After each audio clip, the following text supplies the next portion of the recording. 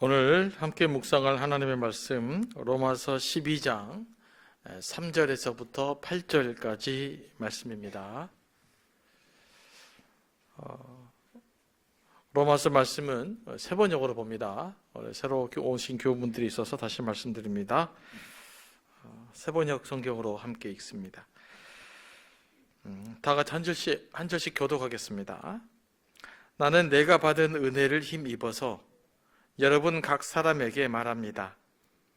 여러분은 스스로 마땅히 생각해야 하는 것 이상으로 생각하지 말고 하나님께서 각 사람에게 나누어 주신 믿음의 분량대로 분수에 맞게 생각하십시오.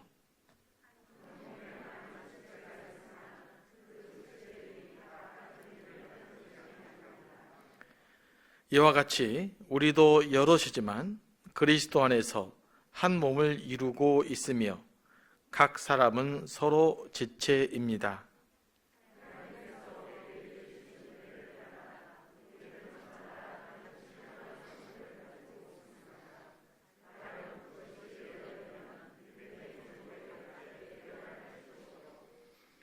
섬기는 일이면 섬기는 일에 힘써야 합니다. 또 가르치는 사람이면 가르치는 일에,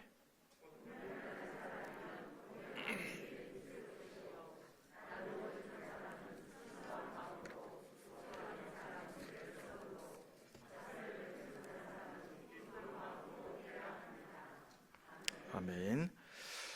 말씀을 해서 다시 한번 기도합니다. 성령 하나님, 이 시간도 우리를 감동하여 주시고 말씀이 잘 깨달아지게 하시고 우리에게 필요한 말씀으로 채워 주옵소서. 예수님의 이름으로 기도합니다. 아멘. 사도 바울은 로마서 12장 1절과 2절 말씀에서 우리가 참된 예배자로 살아야 된다, 또 변화해야 되는 삶을 살아야 된다라고 촉구했습니다. 그리고 이 세상의 풍조를 본받지 말고 하나님의 뜻을 분별하는 삶을 살아야 한다라고 말합니다. 그러면서 이제 3절부터는 교회 안에서 우리가 어떻게 살 것인가, 이 문제를 다루고 있습니다. 그러니까 교회 안에서 어떻게 봉사하고 헌신할 것인가를 이야기하고 있는 겁니다. 자, 3절 말씀 다 같이 한번 읽어볼까요? 시작. 나는 내가 받은 은혜를 힘입어서 여러분 각 사람에게 말합니다. 여러분은 스스로 마땅히 생각해야 하는 것 이상으로 생각하지 말고 하나님께서 각 사람에게 나누어 주신 믿음의 분량대로 분수에 맞게 생각하십시오. 아멘. 오늘 사도 바울은 로마 교인들 향해서 뭐라고 이야기하냐면 마땅히 생각해야 하는 것, 그 이상의 생각을 품지 말라고 말합니다. 이 말씀을 원어로 살펴보면 다른 사람보다 더 높은 위치에 생각하지 말라, 이라는 뜻이죠. 좀 더 우리에게 정확하게 표현해 보자면 자신을 과대평가하지 말라. 그러니까 교회에서 봉사하는 사람들 향해서 사도 바울이 뭐라고 이야기하고 있냐면 여러분 자신을 과대평가하지 마십시오. 여러분의 자신을 다른 사람보다 높이 평가하지 마십시오 라고 이야기하고 있어요. 사람은 좀 본성이 좀 그래요. 내가 좀 좋은 일을 하면 그것을 알리고 싶고 또 과장하고 싶고 또 과대평가하는 경향이 좀 있어요. 그래서 무슨 조금 칭찬받을 일이 있잖아요. 좀 좋은 일이 있잖아요. 그러면 그 일을 통해서 내 이름이 드러나기를 원하고 내가 칭찬받기를 원하는 마음이 있습니다. 이게 이제 조금만 더 발전하게 되면 무슨 마음으로 진행됩니까? 내가 남보다 낫다고 생각을 해요. 그래서 봉사하는 너보다는 내가 더 낫지 라는 생각을 합니다. 이런 것을 교만이라고 그러거든요. 그런데 왜 이런 현상이 일어날까요? 다 사람들에게 인정받고 싶은 욕구 때문에 그래요. 모든 사람은 사람에게 인정받고자 하는 욕구가 있습니다. 저도 있고 여러분도 있어요. 그건 너무나 당연한 거예요. 그런데 이것이 조금 과하게 되면 그때부터는 문제를 일으킵니다.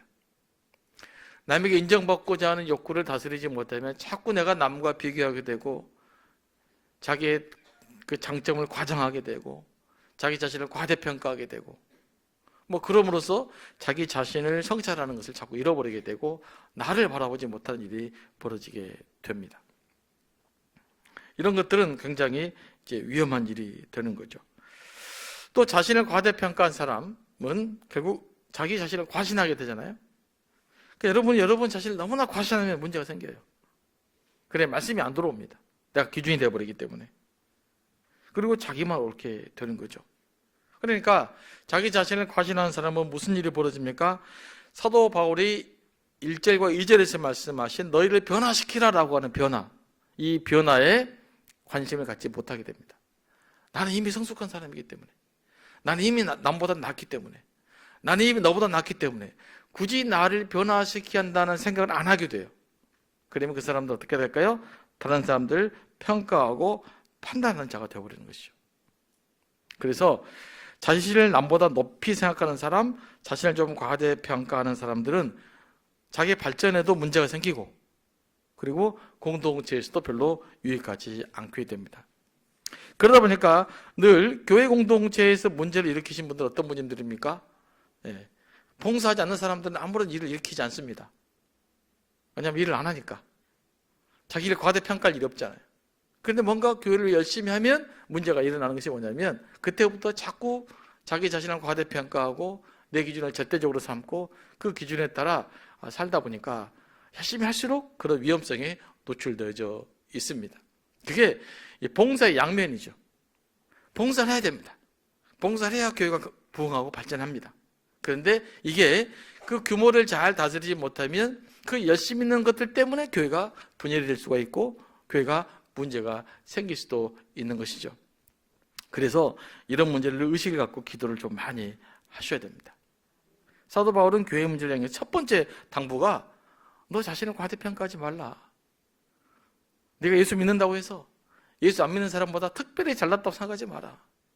네가 예수 믿고 구원받은 것은 하나님 은혜 때문이지 너가 잘나서가 아니다. 사도 바울이 이 이야기를 계속해서 하고 있는 겁니다. 우리가 이 관점을 놓치지 않아야 될 줄로 믿습니다. 그 리더십을 연구한 글들을 읽어보면요, 좀 일반적으로 잘 나가는 리더들의 특징은 본인이 똑똑하고 성실합니다. 하지만 위대한 리더들일수록 겸손하고 자신을 성찰하는 능력이 뛰어나다고 그래요. 그러니까 위대한 리더일수록 자기 잘못과 자기 모순 앞에서 몸부림치는 사람이라고 그래요. 그러니까 일상적으로 작은 일을 성취하는 데는 본인이 잘나면 됩니다. 본인이 똑똑하면 됩니다. 하지만 정말로 하나님의 뜻을 품고 큰 리더들은 본인이 똑똑하지 않다는 것을 압니다. 내가 아무것도 할 수 없다는 것을 압니다. 그래서 하나님을 더 의지하고 더 겸손하게 하나님께 나아가는 것이죠. 그렇게 봉사하는 것이죠. 그러다 보니까 이런 사람들의 눈에는 어떤 사람들이 잘 들어올까요? 다른 사람의 장점이 눈에 잘 들어와요. 내 부족함을 알기 때문에. 그런데 자기를 과대평가하는 사람들은 다른 사람의 어떤 면들이 잘 들어올까요? 단점들이 눈에 잘 들어와요. 나는 나 자신을 과대평가하지 않는다라고 생각하시는 분들 한번 생각해 보시기 바랍니다. 다른 사람들의 장점이 눈에 잘 들어오십니까? 단점이 눈에 잘 들어오십니까? 다른 사람의 단점이 자꾸 눈에 들어오신다면 여러분들은 굉장히 교만한 사람들이에요. 내 자신을 끊임없이 과대평가하고 있다는 것을 먼저 인식해야 돼요. 그래서 사도 바울이 로마 교회가 올바로 가기 위해서 교회의 지도자들은 뭐 해야 되는가? 자신을 과대평가해서는 안 된다라고 말하고 있는 것입니다. 그러면 무엇이 우리를 과대평가하게 만드는가? 무엇이? 첫 번째는 말씀드렸습니다. 교회도 헌신이 그래요. 왜냐하면 내가 헌신하면 나보다 헌신 안 한 사람은 있거든요. 난 더 많이 봉사하는데 나보다 더 열심을 내지 않는 사람들이 있거든요. 여기에서 우리의 이제 교만에 싹들 수 있다라는 거. 그 다음에 두 번째는 지식이죠. 지식이 많을수록 참 겸손하기 힘듭니다. 지식이 많으면 그 지식을 자꾸 풀어먹고 싶어요. 드러내고 싶어요. 그러다 보니까 지식을 자꾸 드러내다 보면 어떻게 됩니까? 교만하게 되기가 쉽죠. 그런데 변은 익을수록 고개를 숙인다고 참으로 이 지식이 풍성한 사람들은 고개를 숙입니다. 그죠? 정말로 실력 있는 사람들은요, 또 말을 잘 안 하기도 해요. 그러니까 슬픈 사람들이 그냥 확 이야기를 많이 합니다. 그래서 정말로 실력 있고 그런 분들은 말 안 하는 경향이 좀 많아요, 의외로. 그러면 가끔 창피할 때가 있어요. 내가 엄청 잘났다고 이야기했는데 박사가 계셔. 난 석사인데. 그럼 얼굴이 빨개집니다. 근데 그분은 가만히 있는 거예요. 여러분 그런 경우 없습니까? 내가 잘난 줄 알았는데 막 더 엄청난 사람들이 후죽군한 모습 옆에 있었던 거예요. 그러면 얼마나 부끄러운지 몰라요. 그래서 우리가 그런 부끄러운 일들을 쉽게 행할 수 있다라는 것입니다. 뭐 때문에요? 지식 때문에. 그래서 내가 많이 배울수록 더 고개를 숙이는 훈련을 하셔야 됩니다. 내가 더 많이 성경 공부를 할수록 더 겸손하게 기도하는 훈련을 해야 됩니다. 기도는 우리를 겸손으로 이끌어 가는 거죠. 세 번째는 독특한 영적인 경험이에요. 신앙생활 하다 보면 어떤 사람은 특별한 영적 경험한 사람이 있어요. 어떤 사람들은 방언을 한다든지, 어떤 사람들은 입신을 한다든지, 그렇죠? 어떤 사람들은 꿈에 그냥 예수를 만난다든지, 뭐 그렇게 특별한 경험을 하게 되면 그것이 우리에게 유용한 경험이긴 합니다만은 이 경험들 좀 절대화시키게 되면 이때부터는 문제가 생기게 돼요. 꼭 그런 경험을 해야만 된다고 사람을 평가하게 되면 오히려 그것 때문에 내가 편협하게 되고 다른 사람을 평가하게 되고 그런 일이 벌어집니다. 여러분이 특별한 은혜를 경험했다면 뭐 기도 중에 하나님 깊이 만나거나 막 깊은 방언의 세계로 들어가거나 뭐 아니면 어떤 은사가 있거나 또 가끔 기도에 누군가 병을 나아버렸다거나 그런 치유 역사가 일어나거나 그럴수록 우리는 조심해야 됩니다. 그때 가장 교만하기 쉬워요. 그래서 그때 내가 교만해지지 않도록 내 자신을 과대평가하지 않도록 늘 깨어서 기도하는 훈련들을 해야 됩니다. 그래야만 나를 통해서 교회가 더 세워지고 교회 공동체가 아름답게 되어지는 것이죠. 바울은 또한 우리에게 믿음의 분량대로 지혜롭게 생각하라고 말합니다. 이 말은 뭡니까? 오늘 말씀은 사람마다 믿음의 분량이 다 똑같다는 것입니까? 믿음의 분량이 다르다는 것입니까? 믿음의 분량이 다르다고 말해요. 다 똑같지 않아요. 아무리 열심을 해도 내 열심과 다른 사람의 열심은 다르게 돼 있습니다. 실제로 그렇지 않습니까? 사람마다 재능과 능력이 달라요. 믿음의 수준도 달라요. 극단적인 평등주의자들은 이런 차이를 인정하지 않으려고 합니다. 그리고 이런 차이를 인정하지 않으려고 했던 시기가 있었어요. 우리나라 1980년대, 90년대 이렇게 독재 시절에는 이 평등을 너무 갈구했기 때문에 그런 걸 꿈꾸기도 했습니다. 하지만 현실적으로 그것은 불가능합니다. 그죠? 여러분 받아들입니까? 현실적으로 대한민국의 평등사회 만들어질 수 없어요. 가능하다고 믿으면 그건 폭력 이외에는 불가능합니다. 몇몇의 힘을 갖고 다 똑같이 만들기 전에는 불가능해요. 여러분 감옥에 가도 다 계층이 있어요. 그러니까 평등할 수 없단 말이에요. 물론 그 구조를 보고 조금 더 평등해지려고 노력은 할 수 있지만 절대 평등하지 못합니다. 신체도 다 다르잖아요. 어떤 사람도 근력이 좋은 사람이 있고 근력이 나쁜 사람이 있고 키 큰 사람이 있고 키 작은 사람이 있어요. 여러분 키 큰 사람과 키 작은 사람을 평등하게 맞춘다고 맞추면 어떻게 되겠습니까? 제가 볼 때는 3분의 2가 사라져야 될 것 같아요. 키 크다고 잘라버리고 키 작다고 다리를 늘릴 겁니까? 그때 불공평하다고 막 억울하다고 살 것입니까? 그건 아니잖아요. 그러니까 이런 현실을 우리가 바라볼 수 있어야 됩니다. 하나님의 창조 섭리가 그렇게 되어 있어요. 이것은 자연 법칙과 같아요. 이것을 인정하지 않으면요 세상에 대해서 늘 불평과 원망만 하고 말아요. 하지만 우리가 이런 차이를 인정하면 좀 더 다른 시각이 열립니다. 다른 삶을 살아갈 수가 있어요. 이런 차이를 인정해야 여러분 자신을 인정할 수 있게 돼요. 내가 어떤 사람인지. 이런 차이를 인정해야 비로소 나를 비교하지도 않고 나를 과대평가하지도 않고 있는 그대로의 나를 볼 수가 있어요. 이게 굉장히 중요합니다. 그래서 여러분들은 좀 훈련을 할 필요가 있어요. 저 사람이 나보다 좀 똑똑하다 싶으면 저 사람이 나보다 똑똑하구나. 이걸 인정하세요. 말로. 그래 저 사람은 나보다 똑똑한 것 같아. 또 혹시 부유한 사람이 봅니까? 그래 저 사람 나보다 부유한 건 사실이야. 무슨 사기쳐서 부자가 됐겠다 그런 생각하지 말고 더 열심히 살았겠지. 이렇게 하는 거예요. 하나의 은혜가 임했겠지. 그렇게 생각하면 내가 일단 행복해져요. 그리고 내가 정신이 건강해져요. 내가 정신이 건강해지면 공동체 안에 정신세계가 건강해지는 거예요. 이걸 자꾸 인정하지 않고 갈등으로 보고 막 해결의 숙제로 보고 막 어떻게 해보려고 하면 나만 괴롭고 힘들지 공동체는 덕도 안 되죠. 문제가 생기는 겁니다. 그래서 사도 바울은 교회를 건강하게 세우기 위해서 뭘 이야기하는 거예요? 너를 과대평가하지 말고 늘 있는 그대로 받아들여야 된다. 귀한 은사가 많은데 그 다양한 은사가 차이가 있기 마련이다. 그래서 그때는 굳이 비교하지도 말고 누가 잘났네 만났네 할 것도 없고 그냥 내게 있는 것 가지로 순수하게 겸손하게 주를 섬기라고 우리에게 이야기하고 있는 것입니다. 또 이 믿음의 분량대로 지혜롭게 생각하라는 말을 원어로 살펴봤더니 이런 말이더라고요. 믿음의 분량대로 냉정하게 판단해라 이런 뜻이에요. 이성적으로 판단해라. 그러니까 나를 믿음의 분량에 따라서 좀 자신을 냉정하게 바랄 필요가 있다. 그러니까 우리가 사람들은 그런 것 같아요. 다른 사람을 볼 때는 냉정하게 바라봐요. 그런데 나한테는 무한히 관대하잖아요. 그런데 오늘 말씀 뭐라고 이야기합니까? 믿음의 분량에 따라 네 자신을 좀 냉정맞게 좀 쳐다봐야 된다. 네가 어느 수준에 서 있는지 좀 알아봐야 된다. 이렇게 사도 바울이 이야기하고 있어요. 그래서 여러분 자신에 대해서 좀 냉정하게 자신이 어떤 상황인지 좀 살펴보시기 바랍니다. 존 칼빈은 그 인간적인 지혜의 범위를 떼없는 생각을 하지 말라고 이 구절을 해석해요.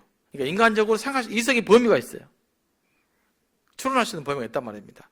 그걸 넘어서 생각하지 말라는 거예요. 이게 왜 그러냐면요. 이 인간이 가장 골칫덩이가 호기심이에요, 호기심. 뭐 보지 마라 그러면 엄청 궁금하잖아요. 궁금해버리면 문제가 생기는 겁니다. 그 불행해요. 확인하기 전까지. 이게 호기심이거든요. 그런데 이 호기심을 어떤 인간도 이 호기심을 다 영영 풀어낼 수 없어요. 지금 아무리 과학됐지만 인간의 호기심을 충족시킬 만한 지식은 아직까지 존재하지 않습니다. 앞으로도 존재하지 않을 것입니다. 여러분의 모든 호기심 어떻게 풀 수 있겠어요? 근데 성경에 보면 호기심이 영역이 좀 있어요. 어떻게 해야 될까? 해석까지 힘든 영역도 있단 말이에요. 이건 어떻게 될까요? 아무리 머리를 써도 해결할 수 없는 것들이 있어요. 그건 그냥 넘어가시면 좋아요. 아니 믿음으로 받아들이거나. 성경이니까 성경 우리가 표준으로 삼아왔기 때문에 2000년 동안 교회의 표준으로 삼았기 때문에 받아들이는 것. 이 방법이 믿음으로 받아들이는 방법 중 하나입니다. 여러분 절대 이성으로 해결할 수 없는 것들이 있어요. 예수님의 부활도 이성으로는 설명 안 되죠. 어떻게 죽은 사람이 살아날 수 있겠어요? 그 말이 된다고 생각하십니까? 있을 수 없는 일이에요. 그거는 죽었으면 끝이 뭐 회복하겠어요. 하지만 믿음으로 받아들입니다. 전능하신 하나님이 그분과 함께 죽으셨고 그분과 살아나셨다라는 신앙 고백을 하면 가능한 것이죠. 이런 것은 믿음의 영역으로 신앙 고백의 영역으로 받아들인 하나님의 기적을 우리가 확인하는 것이지 이걸 뭐 이렇게 이성적으로 추론해서 설명할 길은 존재하지 않습니다. 그래서 믿음은 믿음으로 받아들이는 거예요. 믿음은 믿음으로 해석해야 될 것이 있는 것입니다. 그런데 정말로 믿으려고 작정을 하면요 믿어져요. 또 이해가 돼요. 하나님이 우리 삶을 건드려 주세요. 아 이런 거였구나. 그 역사가 우리 가운데 더 많이 일어나게 되기를 원합니다. 욥이 자기의 고난을 이해하지 못했잖아요. 왜 나는 이런 고난을 당했을까? 내가 하나님 앞에 잘못 산 것도 없는데 난 하나님 깨끗하게 살았는데 왜 저 험한 인간들보다 나는 이렇게 고통을 받아야 되는가? 그래서 욥이 끊임없이 고민했던 내용이 욥기서예요. 맨날 고민하잖아요. 도저히 이해할 수 없는 거예요. 내 상식으로는 내 고난을 이해할 수 없는 거예요. 나는 이만한 큰 죄를 짓지 않았거든요. 나보다 더 큰 죄를 지은 사람은 지금 잘 살고 있거든요. 나보다 더 흉악한 사람들은 아직 안전하게 있거든요. 나는 날마다 예배 드렸는데 하나님 앞에 정말로 거룩하게 살려고 노력했는데 왜 내 인생은 이러냐고 욥이 외쳤던 거 아니에요. 이 신비를 욥이 이성적으로 깨닫지 못합니다. 그러면서 욥이 이런 고백을 해요. 42장을 보면 표준세번에 보면 이렇게 기록되어 있습니다. 잘 알지도 못하면서 감히 주님의 뜻을 흐려놓으려고 한 자가 바로 저입니다. 깨닫지도 못하면서 함부로 말을 했습니다. 제가 알기에는 너무나 신기한 일들이었습니다. 내가 이해할 수 없는 일이었다는 말이에요. 근데 내가 이해할 수 없는 것 같고 너무 애를 쓰고 살았습니다. 나중에 깨닫고 나서 고백을 해요. 우리는 그런 게 많이 있습니다. 우리가 신앙적 고민을 하잖아요. 영적으로 흔들린다라고 하는 것을 보면 전혀 이해할 수 없는 사건을 가지고 그렇게 몸부림치는 거예요. 그래서 신앙은요, 신비적 영역이 많아요. 인간의 고난도 다 해결할 수 없어요. 설명할 수 없습니다. 여러분의 아픔도 다 설명할 수 없어요. 이 세상에 일어나는 모든 걸 다 설명할 수 없어요. 왜 지금 대한민국에 이런 일이 일어나고 있는가 설명할 수 없어요. 있는 것도 있지만 없는 것도 있어요. 그래서 우리는 겸손하게 하나님 말씀 앞에 다시 세워져야 되는 것입니다. 자신의 능력의 한계를 아는 것도 지혜예요. 그러니까 정말 큰 지혜는요, 자신의 한계를 깨닫는 게 지혜예요. 오늘날 왜 많은 사람들이 하나님을 믿지 못하는가? 왜 많은 젊은이들이 하나님을 떠나는가? 물론 문화적인 문제도 있고 교회도 문제가 있지만 또 하나의 큰 문제가 있어요. 그것은 뭐냐면요, 자기 지식의 한계를 인정하지 않기 때문에 그래요. 그렇잖아요. 인간이 아니면 얼마나 많이 합니까? 지난번 제가 종종 이야기합니다만은 과학 이론들은 저희 때는 참 설명할 수 없는, 저는 이해 안 되는 것들이 많아요. 지구에 물이 생겼는가? 제가 유튜브 보니까 큰 물을 담은 행성이 이걸 뚫고 와가지고 물을 이렇게 생겼다는 거예요. 이게 수많은 과학자들의 의견입니다. 신기하죠? 근데 왜 그 물은 또 오다가 증발이 안 돼버리고 여기까지 왔는 거? 희한하잖아요? 그 물이 행성 안에 담겨있다는 걸 뭘로 증명할 수 있는 거? 할 수 없는 것이 많아요. 할 수 없는 것이. 인간은 다 모릅니다.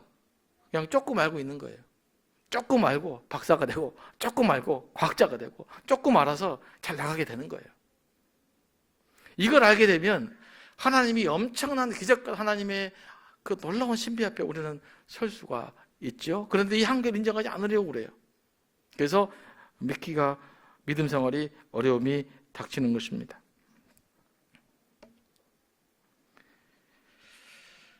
우리가 하나님의 신비를 이해할 수 없을 때는 호기심 영역에서 벗어나서 빨리 하나님의 말씀이니까 그 말씀의 신실함을 믿게 되기 원합니다. 하나님의 말씀이기 때문에 믿어보시기 원합니다. 그럼 언젠가 하나님 놀라운 신비가 그냥 깨닫게 돼요. 이해가 돼버려요. 그러니까 믿음은요, 이해가 돼버리는 것입니다.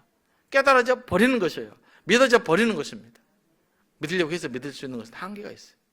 물론 어느 정도 믿으려는 노력을 해야 되지만, 여기까지가 내 한계구나 라고 인식하시면 하나의 은혜를 훨씬 더 풍성하게 여러분들이 경험하게 될 줄로 믿습니다.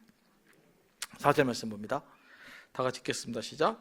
한 몸에 많은 지체가 있으나 그 지체들이 다 같은 일을 하는 것은 아닙니다. 이와 같이 5절, 이와 같이 우리도 여럿이지만 그리스도 안에서 한 몸을 이루고 있으며 각 사람은 서로 지체입니다. 이 구절들이 강조하는 바는 우리 그리스도인들은 서로 결합되어 있는 유기적인 공동체라 이렇게 이야기하고 있습니다. 몸은 그리스도고 우리는 그 몸에 붙어있는 지체들인 것입니다. 그래서 이번 주일날 우리 임성빈 박사가 이야기했던 것처럼 세계의 모든 교회는 하나다 그러잖아요. 궁극적으로 그리스도 안에 붙어있는 하나인 교회예요. 그리스도 몸인 교회로서요. 이것을 이야기하고 있는 것입니다. 몸을 한번 생각해 보시기 바랍니다. 우리는 다양한 지체로 구성되어 있어요. 여러분, 몸이 살아있는 유기체일 수 있는 이유는 어디에 있을까요? 이게 다양한 지체들로 구성되어 있기 때문에 그래요. 사람에게서 가장 중요한 부분이 머리라고 그러잖아요. 머리. 근데 한번 생각해 보십시오. 여러분이 이 몸은 있는데 계속 생각하고 계산하는 기능이 있다고 생각해 보세요. 그럼 어떻게 살겠어요? 머리만 있으면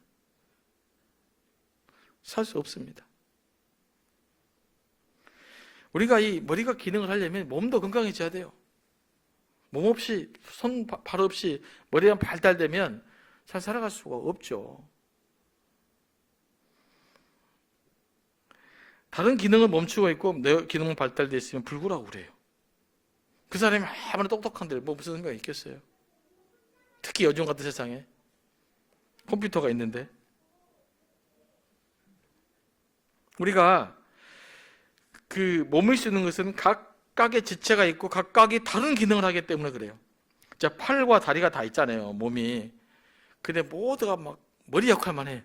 그럼 어떻게 되겠어요? 내가 걸을 수가 있겠어요? 뭘 먹을 수가 있겠어요? 할 수 없잖아요. 다리가 있어야 돼요. 다른 기능이 있어야 돼요. 팔이 있어야 돼요. 근데 팔이 이렇게 생겼는데 이 팔 기능이 막 계산만 하고 있어. 그래 무슨 소용이 있겠어요? 얘는 잡고 만지고 흔들리고 이래야 필요가 있잖아요. 근데 팔로 딱 계산하고 있고 머리도 계산하고 그러면 여러분 이게 되겠냐고요? 안 된다고요, 이게. 우리가 육일체에 쓰는 것은 각자 다양한 지체가 있고 그 기능이 다 다르기 때문에 그래요. 근데 그 기능이 다 다르서 한 몸을 이루면서 공동체를 만들어가는 거예요.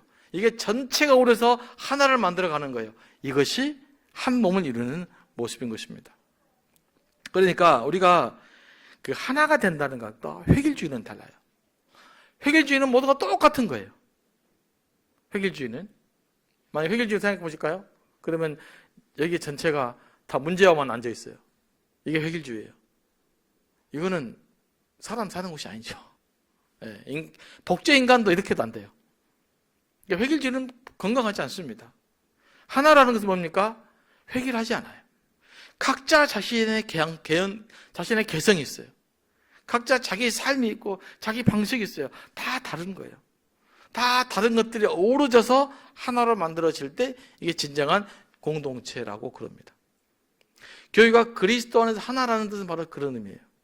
근데 우리는 하나라는 뜻을 마치 그 획일적인 것을 착각을 해가지고 나랑 생각이 똑같아야 된다. 이건 하나가 아니에요. 이건 획일적인 거예요.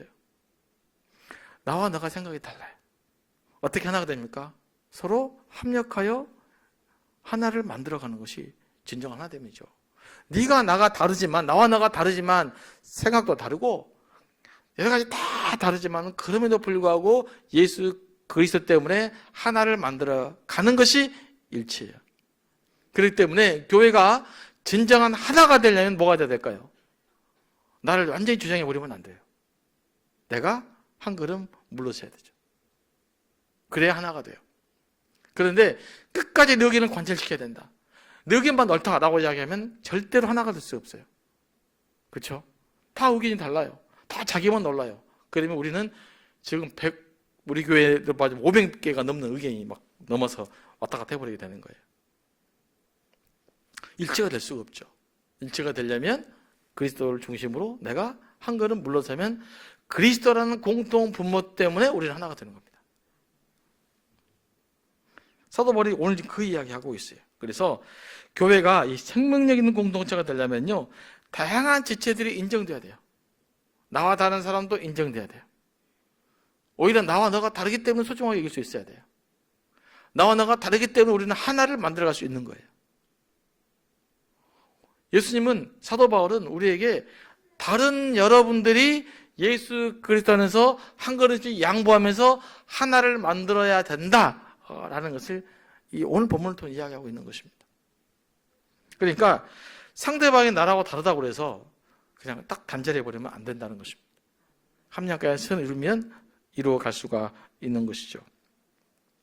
의도적으로 교회 공동체를 파괴하는 사람이 아니라면, 단서를 붙입니다. 의도적으로 교회 공동체를 깨뜨리는 사람이 아니라면 우리는 끊임없이 일치를 이루어가야 될 줄로 믿습니다.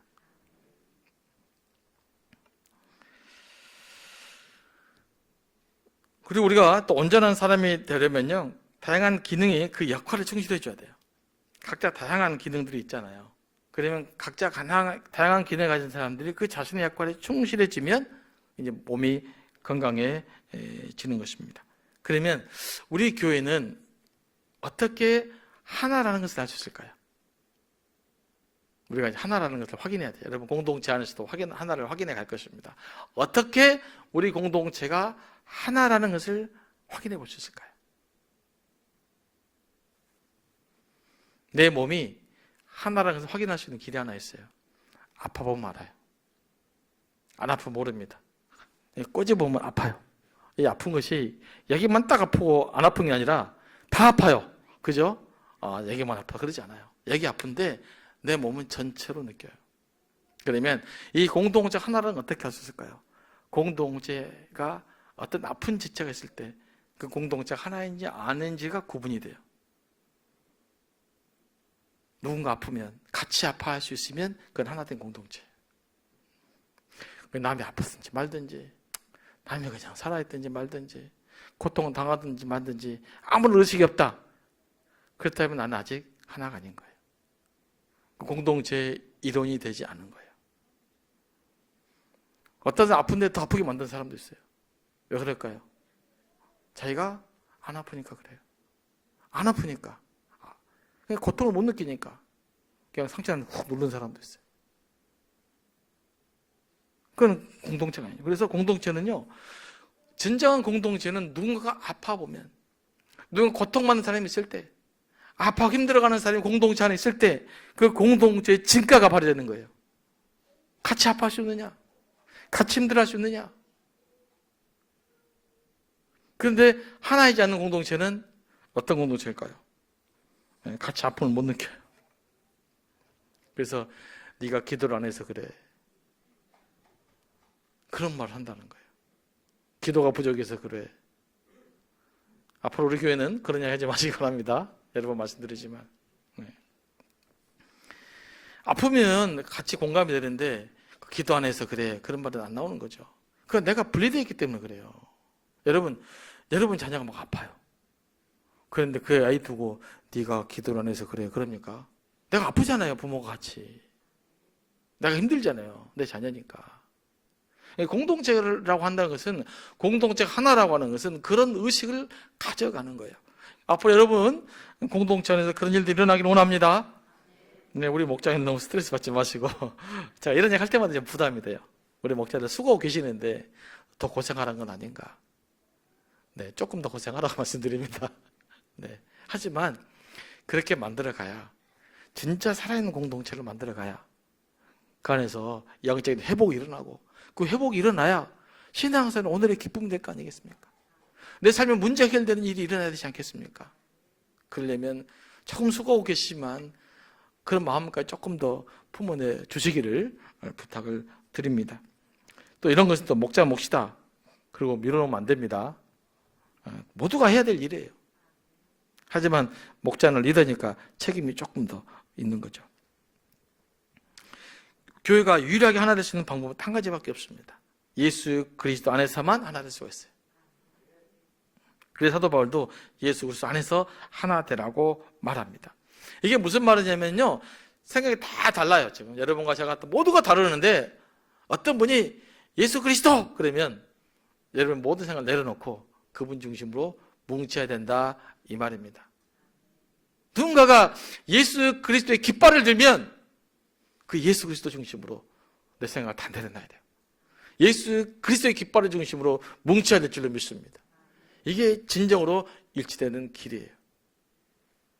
그래서 가끔 혹시 좀 회의가 안 되고 그러시면 예수 그리스도 그러시기 바랍니다. 다 내려놓읍시다. 그럴 때 진정한 일치, 하나를 이루어 가는 것입니다. 자, 6절부터 한번 읽어봅시다. 쭉 6절 7절 시작. 하나님께서 우리에게 주신 은혜를 따라 우리는 저마다 다른 신령한 선물을 가지고 있습니다. 가령 그것이 예언이면 믿음의 정도에 맞게 예언할 것이요, 섬기는 일이면 섬기는 일에 힘써야 합니다. 또 가르치는 사람이면 가르치는 일에, 8절 권면하는 사람이면 권면하는 일에 힘쓸 것이요, 나눠주는 사람은 순수한 마음으로, 지도하는 사람은 열성으로, 자선을 베푸는 사람은 기쁜 마음으로 해야 합니다. 아멘. 이제 조금 더 본격적으로 은사에 대해서 언급하고 있죠. 자, 여러분에게는 다양한 은사가 있어요. 성령의 은사도 있고 다양한 재능도 있어요. 그런데 이 모든 은사의 주체가 누구라고 말씀하고 있습니까? 은사의 주체는 하나님이에요. 하나님이 뭐에 따라? 은혜를 따라 주신단 말이에요. 은혜는 하나님이 일방적으로 선물을 주신다는 뜻이에요. 그러니까 하나님 우리에게 은사를 주어 주신 것은 오직 하나님이 당신의 뜻에 따라 일방적으로 우리에게 주시는 선물인 줄로 믿으시기 바랍니다. 내가 또 노력해서 얻을 수 있는 것이 아니에요. 어떤 것은. 우리를 가장 잘 아는 분이 누굽니까? 바로 하나님이시잖아요. 그러니까 하나님 여러분에게 이런 은사를 주셨다면 그건 여러분에게 가장 적합한 줄로 믿으시기 바랍니다. 문제는 더 낫고 더 낫지 않고가 문제가 아니고 이 주신 적합한 것을 어떻게 잘 사용할 것이냐의 문제예요. 그러니까 여러분은 여러분의 기질과 은사와 성품으로 어떻게 잘 섬길 것이냐의 문제예요. 우리의 숙제는 그것이지 왜 저 사람은 저렇게 잘났고 나는 이러냐? 왜 나는 좀 더 좋은 성품이 없냐? 왜 난 더 건강하지 못하냐? 이렇게 생각하면 아무것도 못합니다. 어차피 은사는 하나님 뜻에 따라 다양한 방식으로 주어질 것이에요. 그럼 여러분이 남은 숙제에 충실해야 돼요. 여러분이 남은 숙제가 뭐예요? 지금 여러분이 주어진 그 은사, 지금 여러분이 가진 성격, 그 성품, 그 은사, 그 재능, 이것으로 어떻게 하나님이 헌신할 것인가가 더 큰 문제로 우리에게 남아있다는 거예요. 그런데 의외로 많은 사람들은 늘 비교해요. 나는 이것이 없는데 저건 저것이 있고, 가끔 사모하면 좋지만 왜 나는 저거 없을까? 또 직책도 마찬가지죠. 교회 안에도 직책이 다양하게 존재하고 있습니다. 그러면 문제는 뭡니까?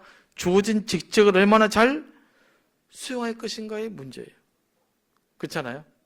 예를 들면 교사로 부름받았는데 왜 나는 노래 부르는 은사가 없을까? 하나님, 나 노래 잘하고 싶어요. 그럼 교사라고 있으면 얼마나 힘들어요. 이건 거기다 맡기시고 교사라는 직분에 충실하시면 되는 겁니다. 각자 은사에 맞는 직책이 있잖아요. 충실하면 돼요. 그러면 그 충성도에 따라 하나님이 적절하게 필요에 따라서 사용하시게 됩니다. 하나님이 리더로 세울 사람을 알아서 리더로 세워주시는 거예요. 그래야 건강한 리더가 되는 거예요. 특히 교회 안에서는 내가 뭐가 돼야 되겠다 해서 되면 별로 좋지 않아요. 그냥 흐름에 따라 성령께서 역사하셔서 이렇게 사용될 수도 있고 이렇게 사용될 수도 있고. 우리 교회 재직 부서가 많잖아요. 어떨 때는 교육부서도 섬기고, 어떨 때는 뭐 경조부도 섬기고, 어쩔 때는 차량부도 섬기고, 어쩔 때는 복지봉사도 섬기고, 다양한 봉사 섬겨가는 거예요. 나는 그런데 그냥 복지봉사만 하랍니다. 나는 그냥 해외 선교만 하랍니다. 나는 그냥 다른 것만 있으랍니다. 그렇게 하면 이게 일이 안 되잖아요.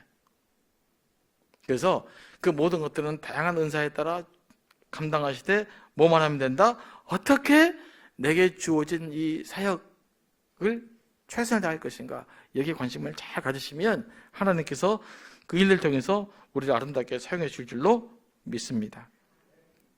그래도 이제 사람이다 보니 좀 이렇게 비교도 해요. 참 그러죠. 어느 정도 영적인 그 시기심도 생기기도 하더라고요. 또 질투도 있어요. 이것들은 그냥 흘러가는 것을 잘 멈춰버리면 잘 배출을 시키면 돼요. 아, 이런 거 있었구나. 잘 보내면 돼요. 없을 수는 없을 거예요. 하지만 있을지라도 그런 마음들을 잘 흘러보내는 훈련을 하셔야 돼요. 그리고 주어진 일을 잘 감당할 수 있게 되기를 원합니다. 그래서 오늘 본문은 여러 가지 은사를 언급합니다. 뭐 교회 안에 예언하는 사람, 섬기는 사람, 가르치는 사람, 뭐 권면하는 사람, 나눠주고 베푸는 사람, 지도하는 사람도 있다고 말합니다. 이렇게 나누어진 것은 하나님이 베푸신 은사 때문에 그래요. 그래서 조진 역할들을 잘 받아들여야 됩니다. 건강한 교회는요, 다양한 은사들이 질서와 조화를 이루는 거예요. 조금 전에 언급했지만 여러분, 모두가 담임 목사일 수는 없잖아요. 모두가 장로일 수는 없잖아요. 모두가 성가대원 하면 어떻게 되겠습니까? 그렇죠? 다양한 은사가 있습니다. 이것들이 다 서로 조화롭게 질서가 있어야 됩니다. 그것이 거룩한 공동체가 세워지는 길이에요. 그래서 권사님들은 주로 위로하는 일들을 많이 하시는 거고, 똑같은 항전직이지만 아무래도 또 안수집사님들은 어떤 행정적인 일들을 아무래도 더 많이 하게 되는 거고, 그런 거 아니겠습니까? 그런 것들도 은혜롭게 잘 조화롭게 좋은 일들을 감당해낼 수 있게 되기를 원합니다. 끝으로 8절 말씀 보겠습니다. 제가 8절 말씀 좀 도전받은 것이 한 가지 있어요. 8절, 권면하는 사람이면 권면하는 일에 힘쓸 것이요, 나눠주는 사람은 어떤 마음으로? 순수한 마음으로. 저는 말씀이 오늘은 묵상하는데 많이 다가오더라고요. 나눠주는 사람은 순수한 마음으로 해야 된다. 구제하는 사람은 기쁨으로 해야 된다. 이것을 어떤 도구화 삼으면 안 된다. 내가 나눠준 행위를 통해서 뭔가 얻으려고 하면 안 된다는 거예요. 그냥 나눠주는 그 자체, 주님의 사랑을 베푸는 그 자체로 끝내야 된다는 겁니다. 교회도 마찬가지입니다. 교회도 우리 사회봉사할 때도 마찬가지죠. 우리가 그동안의 교회가 뭐가 문제였냐면 내가 어딘가를 병원을 도와줘서 그 대가로 전도를 해야 된다. 이렇게 우리가 도운 거예요. 그죠? 그러니까 왜 사회봉사로 가난한 사람들 도우려면 내가 이렇게 도우면 그 도운 것을 받아갖고 좋은 소문이 나서 그 소문을 통해 교회가 전도해야 되겠다. 뭐 나쁜 건 아닌데 안 하는 것보다는 나았는데 그 안에 성경적 입장에서 보면요. 그 마음을 버리라는 말이에요. 주님의 사랑을 가지고 도왔으면 돕는 것으로 끝내라는 거예요.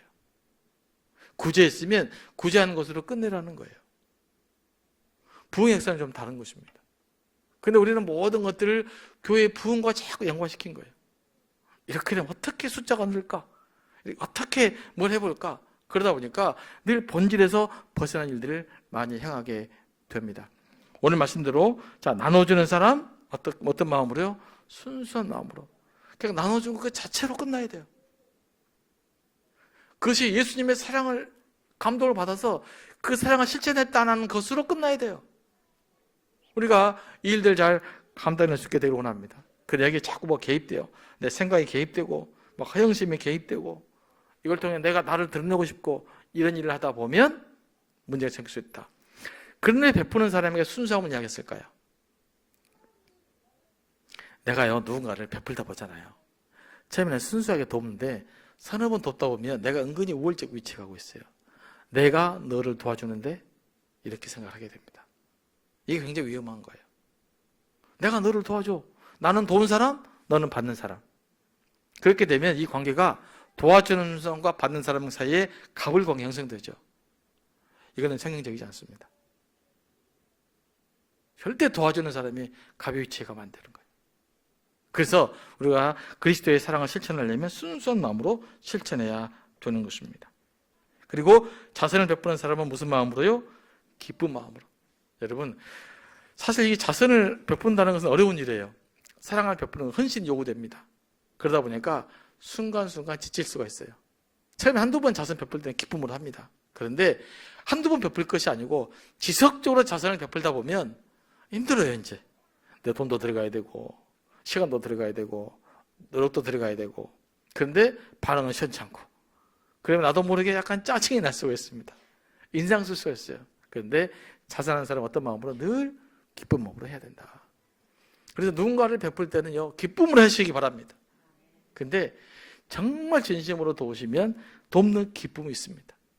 저는 우리 예수 믿는 사람들은요 그 돕는 기쁨을 누리는 사람이어야 된다고 생각합니다.